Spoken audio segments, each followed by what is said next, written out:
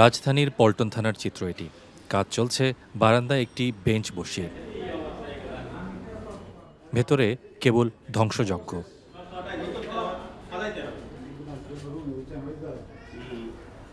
গত ৫ তারিখে সরকার পতন হওয়ার পরে বিকেলের দিকে কিছু দুষ্কৃতিকারী হঠাৎ করে, যারা ছাত্র মনে হয় নাই, আগে সব লুটতরাজ করছে আমাদের বিভিন্ন মালামাল, গুরুত্বপূর্ণ মালামাল, ল্যাপটপ সহ মোটরসাইকেল এবং বিভিন্ন মালামাল লুট করার পরে সর্বোপরি তারা আমাদের নথিগুলোকে, মানে আমাদের কাগজের যে নথি, ডকুমেন্টগুলোকে সব পুড়ে, আগুনের দিয়ে পুড়ে ফেলে সব কিছু।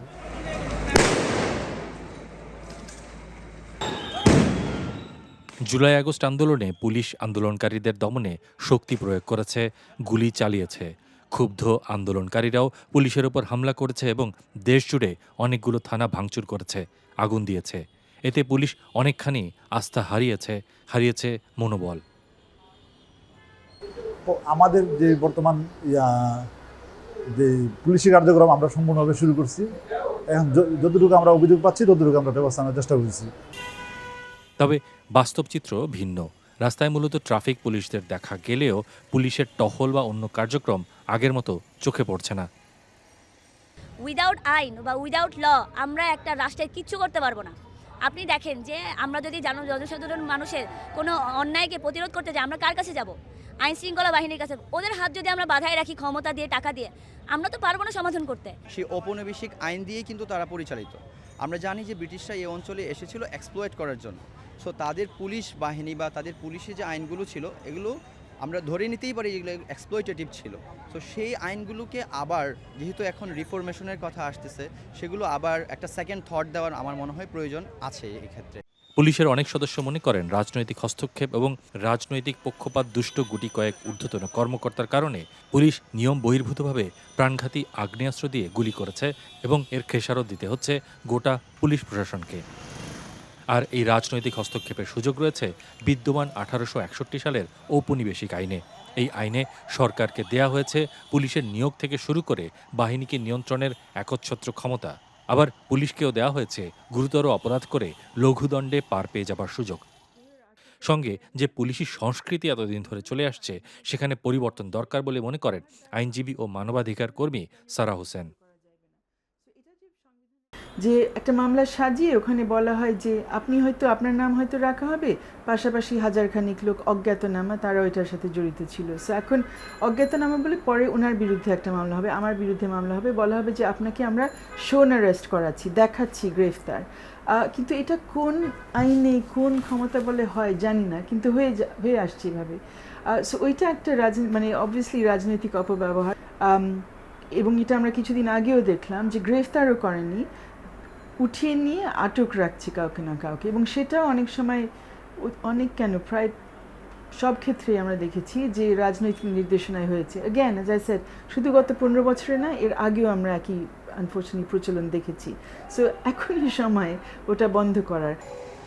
পুলিশ সংস্কারে ২০০৭ সালে 111-এর সরকারের আমলে একটি খসড়া প্রস্তাব দেয়া হয়েছিল, কিন্তু সেই প্রস্তাবটি গত ১৭ বছরে আলোর মুখ দেখেনি।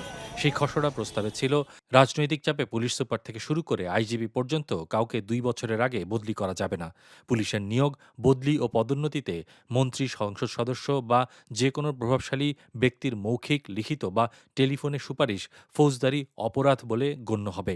পুলিশের মহাপরিদর্শক পদে চুক্তিভিত্তিক নিয়োগ দেয়া যাবে না। ক্রসফায়ার, এনকাউন্টার, বন্দুকযুদ্ধ বা পুলিশ হেফাজতে কারো মৃত্যুর মতো বিষয়গুলো তদন্তের জন্য খসড়া প্রস্তাবে ১১ সদস্যের জাতীয় পুলিশ কমিশন, ৫ সদস্যের স্বাধীন পুলিশ অভিযোগ কর্তৃপক্ষ গঠন করার কথা বলা হয়েছে। অভিযুক্ত পুলিশ সদস্যকে দ্রুত সাজা দেওয়ার জন্য পুলিশ ট্রাইব্যুনাল গঠনের কথাও বলা হয়েছে। আমাদের এখানে কোর্টেরও আই থিঙ্ক একটা ভূমিকা আছে, যে আমরা অতীতে দেখে আসছি যে বিভিন্ন আদালতের কাছে বিভিন্ন মামলা চলে যায়, কোনো কিছু না দেখে সেখানে গ্রেফতারি পরোয়ানা জারি করা হয়, রিমান্ডের আবেদন করা হয়, কোনো কিছু না দেখে একসাথে 10 দিন, একসাথে 5 দিন, একসাথে 8 দিনের রিমান্ড দিয়ে দেওয়া হয়। এখনও দেখছি এই অবস্থাটা। হতে পারে কোনো কোনো ক্ষেত্রে হয়তো রিমান্ড প্রয়োজন হতে পারে, কিন্তু রিমান্ডের মধ্যেও সেই সময় কিন্তু একজন আইনজীবী রাখার একটা সুযোগ তো করে দেওয়া যায়। এটা আমাদের রেওয়াজ নেই আমাদের দেশে।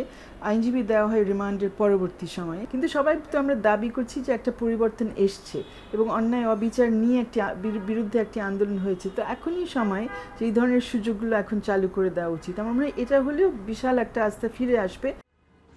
অন্তর্বর্তী সরকার এরই মধ্যে পুলিশ সংস্কারের জন্য একটি কমিশন গঠনের কথা বলেছে।